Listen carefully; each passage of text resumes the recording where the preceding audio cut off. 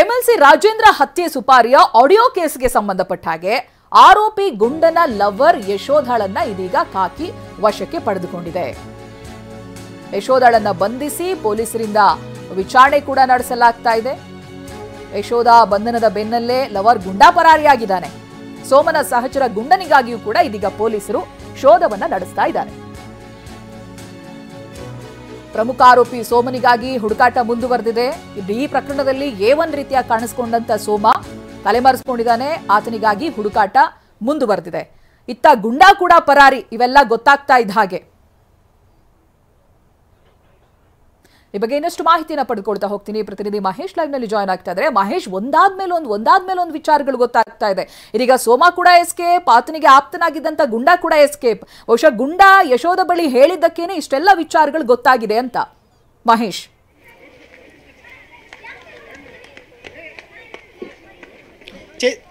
ಚೈತ್ರ, ಖಂಡಿತ ಈ ಒಂದು ಆಡಿಯೋ ಪ್ರಕರಣ ಮತ್ತು ಸುಪಾರಿ ಪ್ರಕರಣ ಸಾಕಷ್ಟು ಸಂಚಲನ ಮೂಡಿಸಿರುವಂಥದ್ದು. ಪ್ರಮುಖವಾಗಿ ಈಗ ಯಶೋಧಳನ್ನ ಪೊಲೀಸರು ವಶಕ್ಕೆ ಪಡೆದು ಏನು ತನಿಖೆ ಕೂಡ ಮಾಡ್ತಾ ಇರುವಂಥದ್ದು. ಇದ್ರ ಜೊತೆಗೆ ಈ ಒಂದು ಪ್ರಕರಣಕ್ಕೆ ರೂವಾರಿಯಾದಂಥ ಅಂದರೆ ಏನು A1 ಆರೋಪಿ ಆದಂಥ ಸೋಮ ಮತ್ತು ಇದ್ರ ಜೊತೆಗೆ ಸಹಚರ ಆದಂಥ ಗುಂಡಾ ಎಸ್ಕೇಪ್ ಆಗಿರುವಂಥದ್ದು.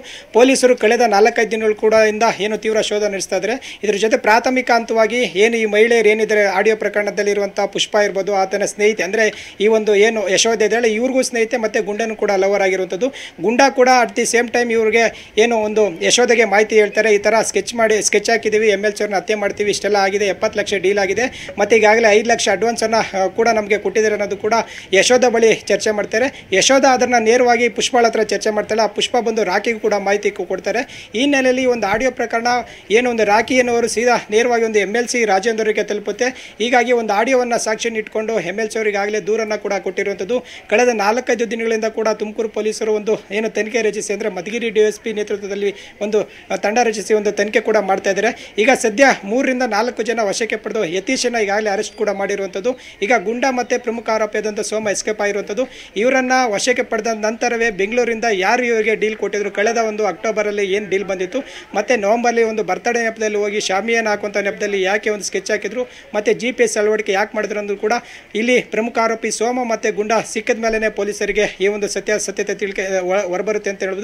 ಸದ್ಯ ಈ ಒಂದು ಇಬ್ಬರು ಮಹಿಳೆಯರ ಆಡಿಯೋ ಪ್ರಕರಣದಲ್ಲಿ ಇದ್ದಂಥ ಪುಷ್ಪ ಎಲ್ಲ ಮಾಹಿತಿ ಕೊಡ್ತಾರೆ. ಅಂದರೆ ಮಧುಗಿರಿಯಲ್ಲಿ ಇರುವಂಥ ರೌಡಿಗಳಾಗಿರ್ಬೋದು, ತುಮಕೂರಿನಲ್ಲಿ ಇರುವಂಥ ರೌಡಿಗಳಾಗಿರ್ಬೋದು, ಒಂದಷ್ಟು ಹುಡುಗರನ್ನ ಈ ಒಂದು ಟೀಮ್ ರೆಡಿ ಮಾಡಿ ಜನವರಿಯಲ್ಲಿ ಒಂದು MLC ಹತ್ಯೆ ಮಾಡ್ತಾರೆ.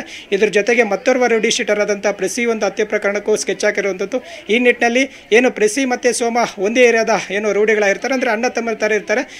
ಮುಂದೆ ಬರುವಂಥ ಒಂದು ಎಲೆಕ್ಷನ್ಗೂ ಕೂಡ ಒಂದು ಪೂರಕವಾದಂಥ ವಾತಾವರಣ ಸೃಷ್ಟಿ ಮಾಡೋದಕ್ಕೋಸ್ಕರ ಇಷ್ಟೆಲ್ಲ ಪ್ಲಾನ್ ಮಾಡಿರ್ತಾರೆ. ಇದ್ರ ಜೊತೆಗೆ ಬೇರೆ ರೌಡಿಗಳ ಹೆಸರು ಕೂಡ ಕೇಳಿ ಬರ್ತಾ ಇದೆ. ಕುಖ್ಯಾತ ರೌಡಿ ಶೀಟರ್ ಆದಂಥ ಏನು ಒಂದು ರೋಹಿತ್ ಸೇರಿದಂತೆ ಮಧುಗಿರಿ ಮಲ್ಲೇಶ್ ಕೂಡ ಇದರಲ್ಲಿ ಭಾಗಿಯಾದ್ರಂದು ಕೂಡ ಈಗ ಮೇಲ್ನೋಟಕ್ಕೆ ಕಂಡು ಬರ್ತಾ ಇರುವಂಥದ್ದು. ಒಟ್ಟಾರೆ ಈಗ ಸದ್ಯ 4 ಏನು ಪೊಲೀಸರ ವಶಕ್ಕೆ ಪಡೆದು ತೀವ್ರ ವಿಚಾರಣೆ ನಡೆಸ್ತಾ ಇರುವಂಥದ್ದು. Chaitra, okay, thank you Mahesh ಮಾಹಿತಿಗಾಗಿ.